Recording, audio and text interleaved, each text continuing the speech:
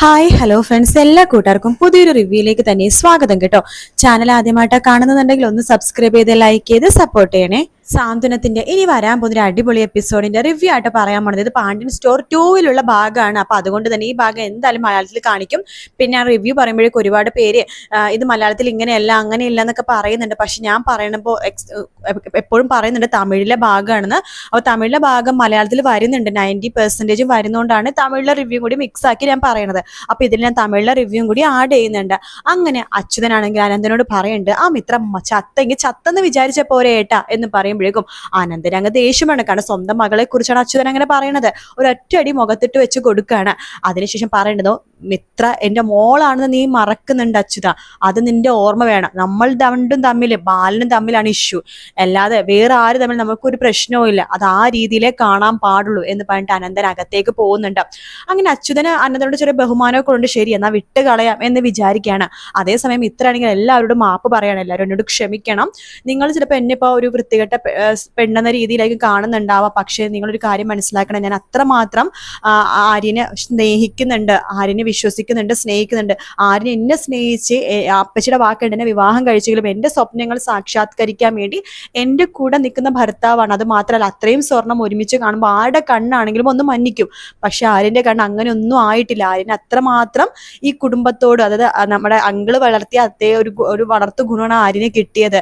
ആര്യന് മറ്റുള്ളവർ ഒരു 10 പൈസ പോലും ആഗ്രഹിക്കുന്നില്ല ആര്യൻ. അപ്പൊ അങ്ങനെയുള്ള ആര്യനെ എന്നെ കൊണ്ട് കഴിയുന്ന ഒരു സഹായം, അതേ ഞാൻ ഉദ്ദേശിച്ചുള്ളൂ. എൻ്റെ അച്ഛനും അമ്മയും വിവാഹത്തിന്, അതായത് വീട്ടുകാർ ഉറപ്പിച്ച വിവാഹം ഉണ്ടല്ലോ, ആ ദിവസം എനിക്ക് സ്വർണ്ണാഭരണങ്ങൾ തന്നപ്പോൾ എന്നോട് ഒരു കാര്യം പറഞ്ഞിരുന്നു, ഇത് എൻ്റെ ആവശ്യങ്ങൾക്ക് വേണ്ടി, അല്ലെങ്കിൽ ഭാവിയിൽ നിനക്കും നിന്റെ ഭർത്താവിന് എന്തെങ്കിലും ആവശ്യം വരികയാണെങ്കിൽ ഉപയോഗിക്കാനുള്ള സ്വർണ്ണമാണെന്ന്.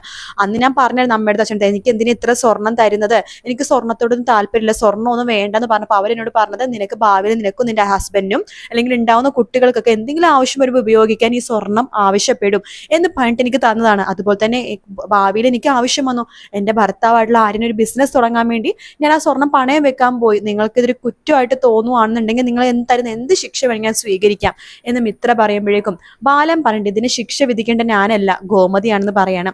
ഗോമതി മിത്രനെ കെട്ടിപ്പിടിച്ച് പറയാണ്, ഞാൻ അന്ന് ഗുരുവായൂർ വെച്ചെടുത്ത തീരുമാനം, ആര്യനെ കൊണ്ട് മിത്രനെ കെട്ടിക്കാൻ എടുത്ത തീരുമാനം അത് വളരെ നല്ലതാണെന്ന് എനിക്ക് പൂർണ്ണ വിശ്വാസം എന്ന് പറയുമ്പോൾ ബാലനും പറയണ്ട, അതെ, നമ്മൾ അന്വേഷിച്ചാൽ പോലും ഇത്രയും നല്ലൊരു മരുമകളെ ഞങ്ങൾക്ക് കിട്ടില്ല, മിത്ര ഞങ്ങളുടെ മരുമകളല്ല മകളാണ് എന്ന് പറയാണ്. അങ്ങനെ മിത്രനെ ചേർത്ത് പിടിക്കുകയാണ് നമ്മുടെ ബാലനും ഗോമതിയും എല്ലാവരും. പക്ഷെ എല്ലാവർക്കും ഭയങ്കര സന്തോഷമായി, ശരിയാണ്. പക്ഷെ ആര്യന്റെ മുഖം മാത്രം അപ്പോഴും തെളിഞ്ഞിട്ടില്ല.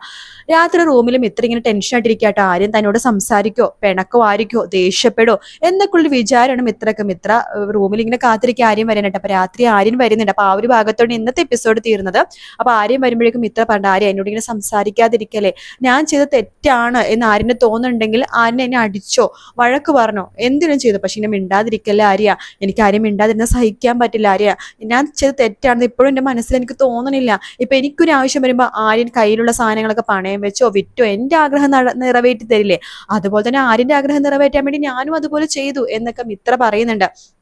അപ്പൊ ആര്യൻ മിത്രടുത്ത് പറയുന്നത്, ഞാൻ നിന്നോട് ദേഷ്യമുള്ളത് കൊണ്ടോ വൈരാഗ്യം ഉള്ളത് കൊണ്ടോ അതുപോലെ തന്നെ ദേഷ്യപ്പെട്ടോ അതുപോലെ തന്നെ നിന്നോട് ഭയങ്കര അങ്ങനൊന്നുമല്ല, ഞാൻ നിന്റെ സ്നേഹമാണ് മനസ്സിലാക്കിയത് മിത്രേ, നീ എന്നെ എന്തുമാത്രം സ്നേഹിക്കുന്നുണ്ട് എന്നാണ് ഞാൻ ഇതിലൂടെ മനസ്സിലാക്കിയത്. എനിക്ക് നിന്നോട് ഇപ്പൊ സ്നേഹം കൂടി വരുവാണ്, നിന്നോട് എന്ത് പറയണമെന്ന് എനിക്ക് അറിയില്ല, അതുകൊണ്ടിട്ടാണ് ഞാനൊന്നും മിണ്ടാതിരുന്നത് എന്നൊക്കെ ആര്യൻ പറയുമ്പോൾ മിത്രക്ക് ഭയങ്കര സന്തോഷമാവാട്ടോ. അങ്ങനെ ആര്യനും മിത്രയും കൂടി പിന്നെ പഴയ പോലെ തന്നെ സ്നേഹിച്ചും അങ്ങനെ ജീവിക്കുകയാണ്. അപ്പൊ സ്വർണം അച്യുതന്റെ കയ്യിലാണ് ഇപ്പോഴും ഉള്ളത്.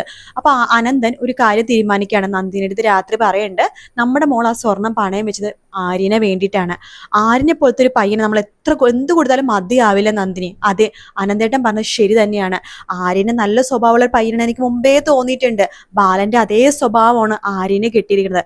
ആ വീട്ടില് ആ 3 ആമ്പിള്ളേരില് ആ ബാലന്റെ സ്വഭാവം കറക്റ്റ് കിട്ടിയേക്കണ ആര്യനെ തന്നെയാണ്. അതായത് മറ്റുള്ളവരെ ദ്രോഹിക്കാണ്ട് വേദനിപ്പിക്കാതെ മറ്റുള്ളവരുടെ ആഗ്രഹം നിറവേറ്റി കൊടുക്കുക, അതുപോലെ തന്നെ മറ്റുള്ളവർ 10 പൈസ ആഗ്രഹിക്കില്ല, അങ്ങനത്തെ ഒരു സ്വഭാവം തന്നെയാണ് ആര്യന്.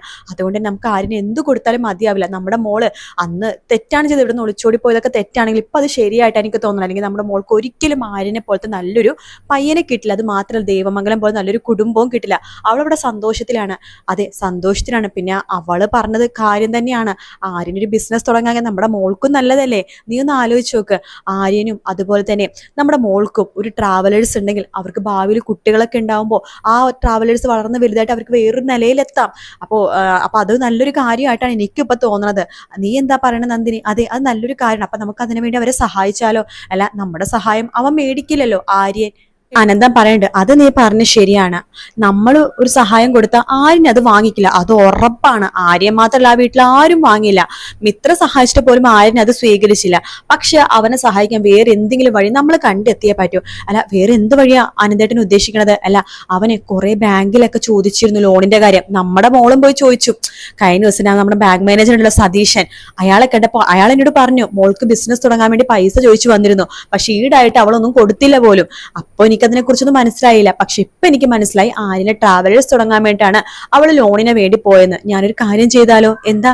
അല്ല, ആ ബാങ്ക് മാനേജർ എന്റെ സുഹൃത്താണല്ലോ, രൊക്കം പൈസ അങ്ങോട്ട് കൊടുക്കാം, എന്നിട്ട് ആര്യനെ ലോണാന്ന് പറഞ്ഞ് കൊടുക്കാൻ പറയാം. അത് നമ്മൾ തമ്മിലൊരു അഡ്ജസ്റ്റ്മെന്റ്. ആര്യന്റെ വിചാരം അത് ലോൺ ആണ് എന്നാണ്. പക്ഷെ ഞാൻ ആര്യന് 15 ലക്ഷമോ 20 ലക്ഷമോ എത്രയാണെന്ന് വെച്ചാല് ബാങ്ക് മാനേജറിന്റെ കൈ കൊടുക്കും, ലോണാന്ന് പറഞ്ഞ് കൊടുക്കാനായിട്ട്. അതെങ്ങനെയുണ്ട്? അത് കൊള്ളാം. പക്ഷെ ഇത് ആര്യനോ ആ വീട്ടിൽ ആരെങ്കിലും അറിഞ്ഞാൽ ഭയങ്കര പ്രശ്നമാവില്ലേ? ഒരു പ്രശ്നമില്ല, അങ്ങനെ ആരും അറിയില്ലെന്നേ. ഇത് ഞാനും അതുപോലെ തന്നെ ആ ബാങ്ക് മാനേജർ മാത്രമേ അറിയുള്ളൂ. അയാളെന്റെ ഒറ്റ സുഹൃത്താണ്, നിനക്കറിയാലോ. ഒരു കാര്യം ഞാൻ പറഞ്ഞ അവൻ പുറത്തു പറയില്ല. അത് നല്ലൊരു ഐഡിയ ആണ്. അല്ല, അപ്പൊ നാളെ തന്നെ നമുക്ക് ഇങ്ങോട്ട് പോയാലോ? ശരി, നാളെ തന്നെ പോകാം എന്ന് പറയാണ്. അങ്ങനെ നന്ദിനിയും കൂട്ടിക്കൊണ്ട് രാവിലെ തന്നെ നമ്മുടെ അനന്തൻ ഇറങ്ങുവാട്ടെ ബാങ്കിലേക്ക് ഈ പൈസ കൊടുക്കാനായിട്ട്. അവരുടെ അക്കൗണ്ടിൽ ഓൾറെഡി പൈസ ഉണ്ട്. അപ്പൊ ആ പൈസ നമ്മുടെ ലോണാന്ന് പറഞ്ഞ് കൊടുക്കുമ്പോ അതിന് കുറച്ച് കാര്യങ്ങളൊക്കെ ഉണ്ടല്ലോ, അതിനു വേണ്ടി ഇറങ്ങുമ്പോ നമ്മുടെ അച്യുതൻ ചോദിക്കണ്ട, അല്ലേട്ടാ എവിടേക്ക് ഏടത്തിനെയും കൊണ്ട്? അത് ഞാൻ ഇവളുടെ വീട് വരെ പോവാ.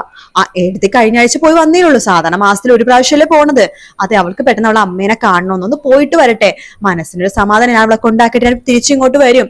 ഓ അങ്ങനെയാണോ? ആ ശരി, എങ്കിൽ ഞാനും വരാട്ടാ. ആ വഴിക്ക് എനിക്കൊരു സ്ഥലം വരെ പോകാനുണ്ട്. അതിനൊരു വേറെ കാറില്ലേടാ, നീ ആ കാറിൽ പോ. അല്ലേട്ടാ ഞാനും കൂടി വരാം എന്ന് പറയുമ്പോ രാജശ്രീ ചോദിക്കണ്ട, സത്യോട്ടെ ഏടത്തി വീട്ടിൽ തന്നെയാണോ പോണത്? അതെന്താ രാജശ്രീ നീ അങ്ങനെ പറഞ്ഞത്? എല്ലാ സാധാരണ വീട്ടിൽ പോകുമ്പോഴേ കുറെ സാധനങ്ങളും പലഹാരങ്ങളും പലഹാരപ്പൊതികളും അതുപോലെ തന്നെ ആ വീട്ടിലേക്ക് കൊടുക്കാനുള്ള സാധനങ്ങളൊക്കെ ചേർത്തി നേരത്തെ മേടിച്ചിവിടെ സ്റ്റോക്ക് ചെയ്ത് വെക്കാറുണ്ട്. ഇതിപ്പോ കയ്യും വീശിയാണല്ലോ പോണത്. അനന്തം പറയണ്ട്, അതെന്താ രാജശ്രീ, കടയിൽ സാധനങ്ങളൊന്നും കിട്ടില്ലേ, പോകുന്ന വഴിക്ക് മേടിക്കാൻ വിചാരിച്ചു, ഇന്ന് രാവിലെ തീരുമാനിച്ചതാ. മുത്തശ്ശി പണ്ട് നിങ്ങൾ എന്തിനാ ഇങ്ങനെ ക്വസ്റ്റ്യൻ ചെയ്യണത്? അവര് കല്യാണം കഴിഞ്ഞ് ഇത്രയും വർഷമായി, നിങ്ങളുടെ ചോദ്യം കേട്ട എന്താ അമ്മായിമാര് ചോദ്യം ചെയ്യണ പോലെയാണല്ലോ ചോദ്യം ചെയ്യണത്.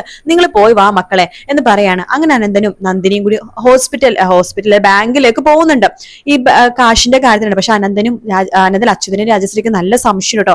അവരിതിൽ എന്തോ ഇടങ്കോൽ ഇടുന്നുണ്ട്. പക്ഷെ അതെന്താന്നുള്ളത് ഞാൻ ശരിക്കും തമിഴ് കണ്ടിട്ട് ബാക്കി ഞാൻ പറയാം. അപ്പൊ ഇത്രയും ഭാഗം ഇനി ഇതിൽ നടക്കാൻ പോകുന്ന ഒരു ഭാഗമാണ്. അതായത് നമ്മുടെ ആര്യനെ സഹായിക്കാൻ വേണ്ടി അനന്തനും നന്ദിനിയും കൂടി ഇറങ്ങിത്തിരിക്കുന്ന ഭാഗമാണ് ഈ ഒരു ഭാഗം ഞാൻ പറഞ്ഞത്. അപ്പൊ ഇതിലും അങ്ങനത്തെ ഭാഗം വരും ഉറപ്പാണ്. കാരണം ഇന്നത്തെ എപ്പിസോഡ് കാണുമ്പോൾ നമുക്കത് മനസ്സിലാക്കാവുന്നതേ ഉള്ളൂ. എന്തായാലും നമുക്ക് കാത്തിരുന്ന് കാണാം ഫ്രണ്ട്സ്, ആ ഒരു നല്ലൊരു ഭാഗം വരാനായിട്ട്. പിന്നെ ഇപ്പോഴും തമിഴില് നമ്മുടെ ആര്യൻ ട്രാവലേഴ്സ് തുടങ്ങിയിട്ടില്ല. അതിങ്ങനെ തുടങ്ങുന്ന കാര്യം പറഞ്ഞുകൊണ്ടിരിക്കുന്നേ ഉള്ളൂ. ഇപ്പൊ തമിഴായിട്ട് പെട്ടെന്ന് സ്പീഡിൽ പോകുന്നുണ്ട്. എനിക്ക് തോന്നുന്നു 2-3 മാസം കൊണ്ട് തമിഴായിട്ട് രണ്ടും ഒരേ എപ്പിസോഡ് ആകും, അതായത് ഒരേ എപ്പിസോഡ് നമ്പർ ആകും എന്നാണ് തോന്നുന്നത്. കാരണം അത്ര സ്പീഡിലാണ് മലയാളം പോയിക്കൊണ്ടിരിക്കുന്നത്. അപ്പോൾ വീഡിയോ ഇഷ്ടപ്പെടുകയാണെങ്കിൽ ലൈക്ക് ചെയ്യാനും സബ്സ്ക്രൈബ് ചെയ്യാനും കമന്റ് ചെയ്യാനും മറക്കല്ലേ കേട്ടോ. മറ്റൊരു വീഡിയോ ആയിട്ട് കാണാം ഫ്രണ്ട്സ്. Take care.